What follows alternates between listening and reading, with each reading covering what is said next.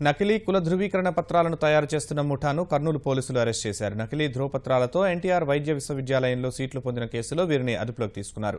ఎంసెట్ దరఖాస్తు సమయంలో ఒరిజినల్ కుల ధృవీకరణ పత్రాలు సమర్పించి కౌన్సిలింగ్ సమయంలో కర్నూలులో ఓ మీ సేవా కేంద్రం నుంచి పొందిన తప్పుడు పత్రాలు సమర్పించడంతో యూనివర్సిటీ అధికారులు గుర్తించి జిల్లా కలెక్టర్కు సమాచారం ఇచ్చారు.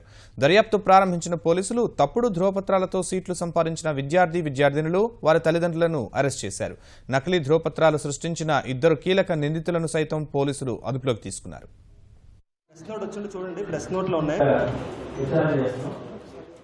ఎన్టీఆర్ హెల్త్ యూనివర్సిటీ సంబంధించి ఎంబీబీఎస్ సీట్లలో కొంతమంది విద్యార్థులు తప్పుడు కుల ధృవీకరణ పత్రాలు ఇచ్చి సీట్లు పొందడం అనే కేసులో ఈరోజు సుమారుగా 12 మందిని అరెస్ట్ చేయడం జరిగింది. ఈరోజు అరెస్ట్ అయిన వాళ్ళలో 5 మంది విద్యార్థులు, వాళ్ళ తల్లిదండ్రులు కూడా ఉన్నారు. తండ్రులు వాళ్ళ కులం కాకపోయినా సరే వేరే కుల సర్టిఫికేట్లు పొంది వాళ్ళు ఎంబీబీఎస్ సీట్లు పొందడం జరిగింది. అదేవిధంగా మరో విద్యార్థిని వాళ్ళ తండ్రి ప్రస్తుతం పరారీలో ఉన్నారు.